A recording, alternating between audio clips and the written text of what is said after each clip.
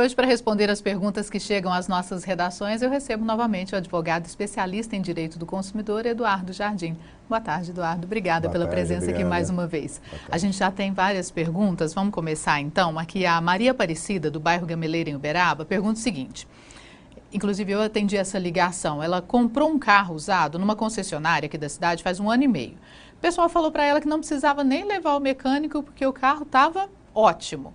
2 meses depois, ela viu que o câmbio estava estragado, além de outros problemas no veículo. A concessionária arrumou, mas vive voltando para o conserto. Ela disse que está um vai e vem. Qual é o direito dela nesse caso? O que ela pode fazer? Inclusive, o carro está para o conserto agora. Vai para o mecânico, vai para a concessionária, ela já não sabe mais o que fazer. Veja bem, no caso, mesmo o veículo sendo usado, ela tem a garantia da lei, né? Que no caso, como é um bem durável, de 90 dias. E como, na verdade, é um vício oculto, porque ela comprou o carro, ela não percebeu. A partir do momento que ela constata, ela tem direito de reclamar e automaticamente essas garantias vão sendo renovadas, né? Agora, se desse último conserto não houver o reparo devido, passado 30 dias, ela pode pedir a devolução da quantia paga, ela pode ser devolvida a ela. O Elias, do bairro Abadia, ele conta que tem 2 negativações no Serasa no nome dele. Ele não sabe que empresas ele deve, porque ele já consultou, mas consegue somente ver o valor. O que pode ser feito nesse caso, já que ele não recebeu nenhuma notificação da negativação? O cadastramento dessas informações é legal, né? Só que elas têm que ser claras, né? Exatas, no sentido de apontar quem incluiu aquela restrição de crédito.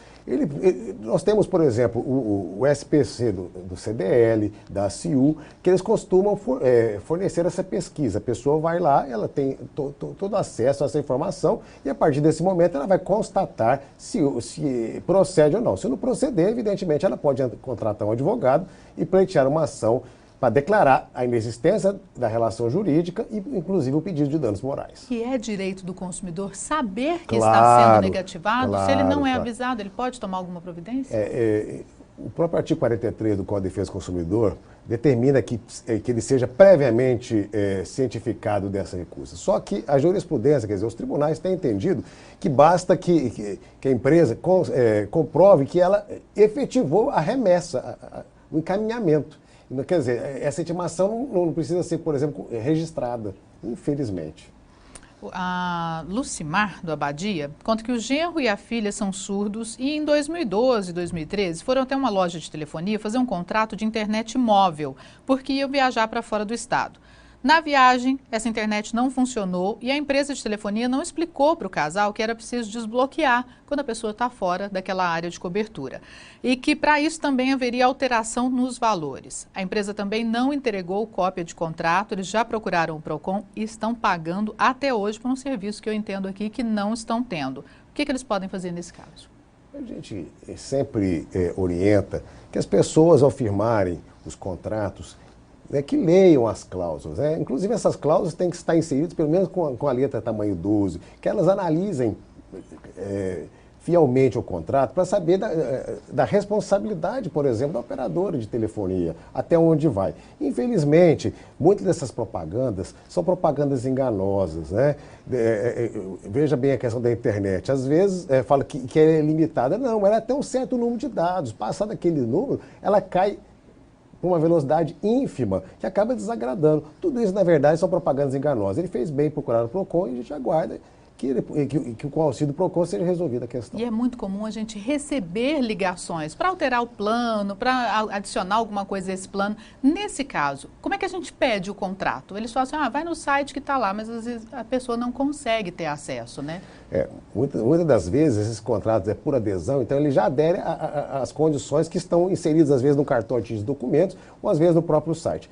Mas cabe ao consumidor estar atento, não é verdade? Ele procurar buscar esse contrato, imprimir esse contrato, ou pedir o fornecimento dele para que tenha ciência. Muitas das vezes o consumidor tem razão, outras não. E a gente sabe, sempre fala que quem tem problema deve recorrer ao PROCON. A Eduarda, do Parque das Américas, quer saber o seguinte, ela fez o contrato de assinatura para a TV a cabo, só que está tentando tirar a fatura para efetuar o pagamento e não consegue. Já entrou em contato com a empresa que orientou a entrar no site e tirar por lá. Mas mesmo assim, ela disse que no site não tem esse serviço para ela tirar a segunda via da fatura. O que ela deve fazer? Olha, na verdade, você viu, a empresa está criando embaraço para ela. Ela quer pagar e não consegue? É um absurdo. Depois os encargos vêm. O que ela tem que fazer é se precaver, fazer o quê? Ela pode entrar no contato com o SAC, né, o Serviço de Licença, pedir a desgravação da conversa, para que ela possa se documentar. Ela pode fazer print de tela no computador, demonstrar que não existe essa opção, e formular uma reclamação junto ao PROCON, né, e se não resolver, com a Justiça. Inclusive, ela não pode ser cobrada por um período que ela não tá resolvendo a questão dela, né, que ela não está tendo serviço. O Rafael, do bairro Boa Vista, também de Uberaba, ele paga um financiamento por um banco privado e gostaria de mudar a data do vencimento desse financiamento. Só que o banco diz que ele não pode fazer isso. O que ele pode fazer? Ele tem esse direito de alterar a data que fica mais conveniente para ele? Isso aí já vai depender de uma liberalidade do banco, né? Porque se as cláusulas e as condições já foram ajustadas, eu não vejo motivo para que seja alterado, né? A não ser que haja de comum acordo um acertamento nesse sentido. Se o banco, agora, se é possível o banco fazer, eu acho que ele pode solicitar. Ele pode solicitar. Agora, se não, infelizmente... Eduardo, um problema que a gente geralmente mostra bastante aqui também, as tais garantias estendidas que várias lojas acabam empurrando para o consumidor. Você compra uma geladeira, tem a garantia, né, da empresa mesmo, que você está comprando ali. Ah, não, mas vamos fazer aí uma garantia estendida e aumenta esse valor. Isso é legal? O que o consumidor deve fazer? Na verdade, nós temos a garantia legal, né, que o Código de Defesa do Consumidor prevê, que é de 90 dias para os bens duráveis, né, por exemplo, automóveis, geladeiras, né, que você vai usar por uma vida, né, por um longo tempo. E os bens não duráveis, que são aqui, por exemplo, os alimentos que você consome rapidamente. A garantia dos bens duráveis de 90 dias e os não duráveis de 30 dias. Fora isso, nós temos as garantias que cada produto fornece, por exemplo, o veículo, 1 ano, 2 anos, 3 anos, 5 anos, para poder atrair o consumidor. E às vezes, além dessa garantia que está prevista no contrato de aquisição, é oferecido uma outra modalidade. Isso é uma venda casada, que é proibido, inclusive é prática criminosa. Você pode, na verdade, isso é uma modalidade de seguro. Né? Inclusive é regulado pela SUSEP. Você pode contratar um seguro para que possa garantir mais um período que está sendo contratado. Só que geralmente eles oferecem para uma seguradora do próprio grupo. Eu posso, de repente, eu posso contratar isso de um modo externo, não preciso vincular a compra. A venda casada é quando eu adquiro o produto e também tenho que adquirir outro produto. Não é obrigatório. Se não é obrigatório, você pode desistir e não se sucumbir a isso. Outra dúvida que chegou recentemente à nossa redação é a questão do pagamento com cartão de crédito. Alguns estabelecimentos estabelecem ali um valor mínimo. Só passamos o cartão acima de 20, acima de 50 reais. Isso pode? Isso é ilegal. Isso é como ilegal. se fosse o dinheiro. Claro que não. O que é importante o estabelecimento deixar claro, por exemplo, se ele aceita ou não cheque, se ele aceita ou não cartão de crédito, no cartaz mostra dizendo se não é possível. Agora, se ele aceita, por exemplo, um cheque, a gente vê muitas situações em que a empresa fala assim, olha, eu só aceito o cheque, mas de quem tem conta acima de 1 ano. Quer dizer, está discriminando como aquele consumidor fosse um futuro inadimplente. Não é por aí. Na verdade, se ele aceita, tem que aceitar se a conta foi aberta um dia antes. Não faz sentido. A mesma coisa com relação ao cartão de crédito. Não tem valor mínimo. E outra coisa importante, não se pode cobrar preço diferenciado. O preço à vista é o mesmo do cartão de crédito.